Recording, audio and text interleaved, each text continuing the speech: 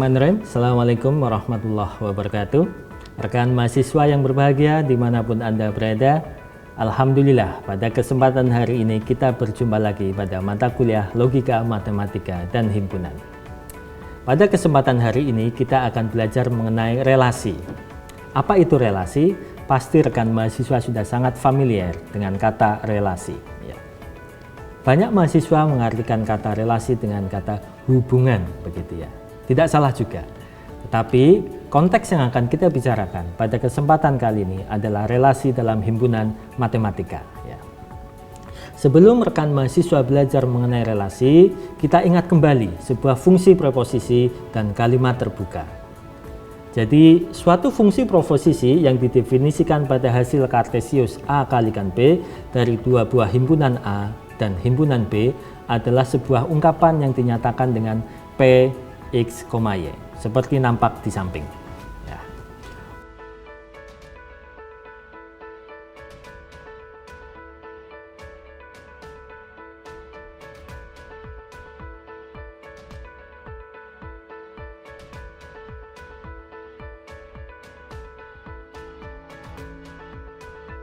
Sehingga dari fungsi preposisi ini bisa kita ambil kesimpulan jika banyaknya anggota A sama dengan M dan banyaknya anggota B sama dengan N, maka banyaknya anggota himpunan A kalikan B adalah M kalikan N. Nah, itu pengantar untuk relasi. Sekarang kita akan masuk ke materi inti yaitu relasi. Sebuah relasi R dari himpunan A ke himpunan B merupakan atau pasti merupakan himpunan bagian daripada A kalikan B. Lalu ketika dia merupakan himpunan bagian daripada A kalikan B, maka kita membutuhkan notasi himpunan bagian seperti nampak di samping saya. Ya, jadi R himpunan bagian daripada A kalikan B. Ketika A berelasi dengan B disimbolkan dengan A, R, B untuk setiap A elemen A dan B elemen B. Dan ketika A tidak berelasi dengan B, maka disimbolkan A, R, coret B. Sehingga pernyataan itu menjadi A tidak berelasi dengan B. Himpunan A tadi disebut dengan daerah asal atau domain daripada sebuah relasi. Dan himpunan B adalah daerah hasil atau range daripada R atau relasi. Nah, itu adalah konsep dasar daripada relasi. Kita lanjut ke slide selanjutnya. Sehingga sebagai contoh misalkan saya punya himpunan A dengan anggota Andi, Joko, dan Budi. Lalu himpunan B saya punya mangga, semangka, jeruk, apel. Ketika kita relasikan dua buah himpunan ini dengan kegemaran buah, di mana seperti nampak di samping yaitu Andi menyukai mangga, Andi menyukai semangka, Andi menyukai jeruk, dan Andi menyukai apel, sehingga dalam konteks himpunan A kalikan B, maka semua anggota A akan berelasi dengan semua anggota B. Sehingga kalau kita lihat di relasi yang akan dibentuk ketika relasi antara A dengan B pasti merupakan himpunan bagian daripada A kalikan B. Ya. Kalau kita lihat di samping ini, A adalah daerah asal ya atau domain, sedangkan B adalah daerah hasil daripada R. Andi jeruk itu adalah elemen R atau Andi berelasi dengan jeruk. Tetapi Andi tidak berelasi dengan apel. Kenapa? Karena Andi tidak menyukai apel. Sehingga Andi tidak berelasi dengan apel. Nah, silakan kalian cermati kembali atau kalian juga bisa mencari contoh-contoh lain relasi-relasi dalam kehidupan sehari-hari. Saya kira banyak sekali relasi hobi, relasi kegemaran, relasi tinggi badan, dan seterusnya. Nah, coba kalian gali kembali.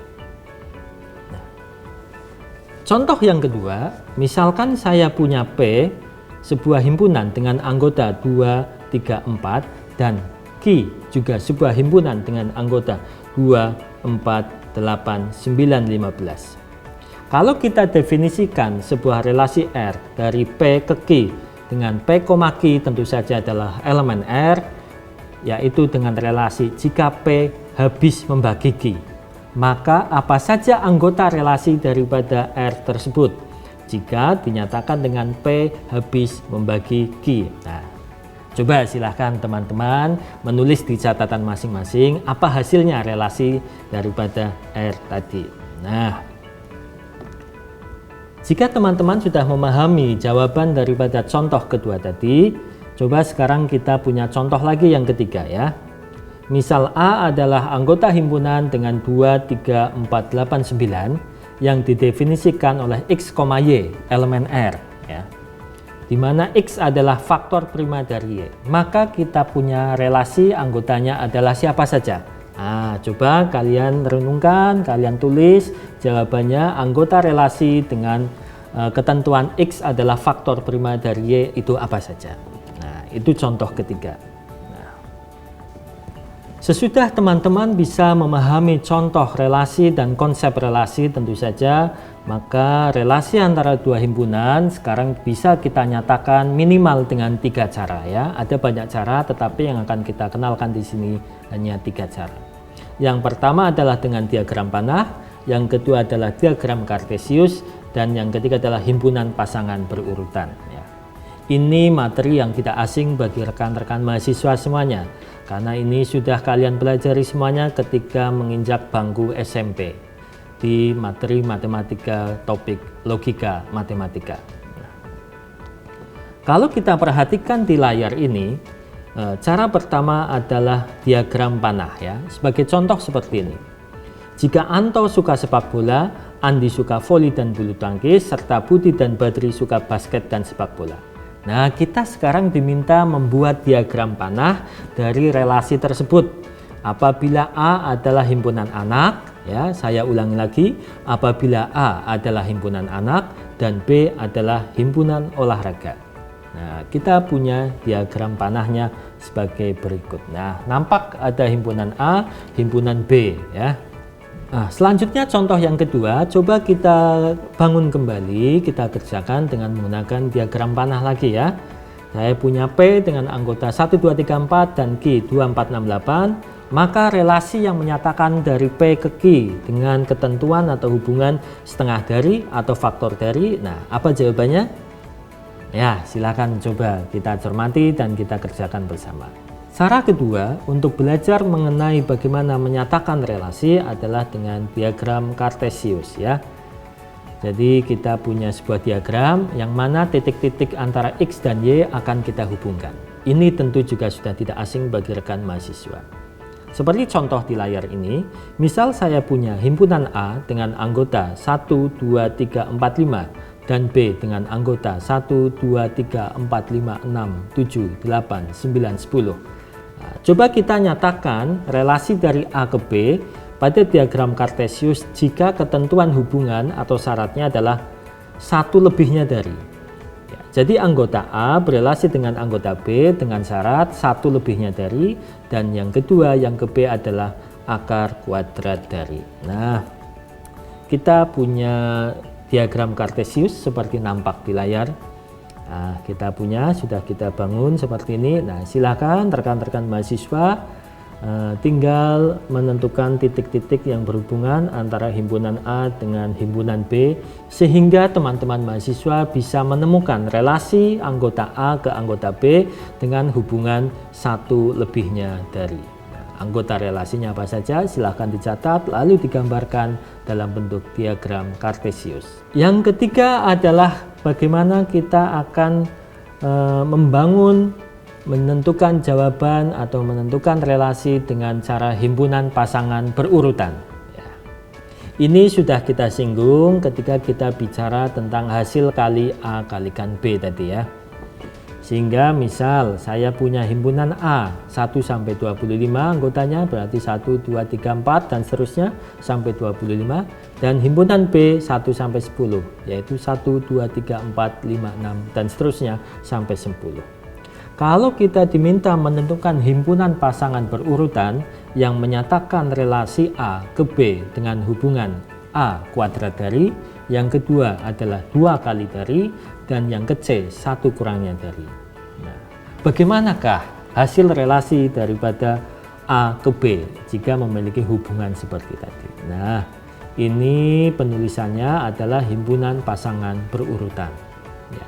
Saya kira kita tidak kesusahan ya rekan-rekan mahasiswa untuk menyelesaikan permasalahan yang terkait dengan relasi. Pada slide selanjutnya kita akan belajar bagaimana cara mengkombinasikan sebuah relasi ya. Semisal begini, saya punya R1 dan R2 yang mana dia adalah sebuah relasi dari himpunan A ke himpunan B ya. Maka kita akan mengkombinasikan relasi antara R1 dan R2 itu dalam bentuk disjungsi, konjungsi, ataupun yang lainnya. Sehingga menjadi seperti ini. R1 beririsan dengan R2, R1 union gabungan R2, dan seterusnya. Seperti nampak di samping saya ini, ketika kita punya contoh himpunan A dengan anggota A, B, C, dan B, A, B, C, D, maka relasi R1 yaitu A, B, C, dan misal relasi R2-nya adalah A, B, C, D. Nah, kita sudah punya dua relasi yaitu R1 sama R2. Sekarang kita akan mengkombinasikan kedua relasi tersebut ya. Coba teman-teman perhatikan di layar. Kita punya R1 irisan dengan R2, apa jawabannya? Iya, betul sekali, A, A. Selanjutnya kita punya R1 berunion atau bergabungan dengan R2, apa jawabannya juga? Nah, ini adalah contoh daripada kombinasi relasi. Sehingga dari permasalahan ini teman-teman bisa nanti menyelesaikan permasalahan relasi seperti R1 dikurangi R2, R2 dikurangi R1, atau R1 komplement dikurangi R2, dan seterusnya. Bisa juga R1 union R2 lalu dikurangi R1 irisan R2. Nah, ini adalah kombinasi daripada relasi.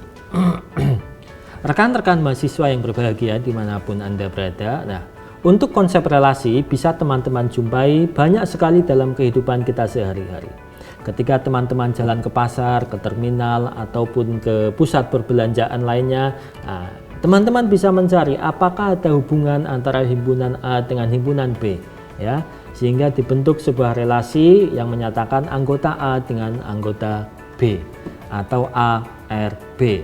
Begitu. Nah, coba teman-teman temukan itu di kehidupan nyata di sekeliling teman-teman ya.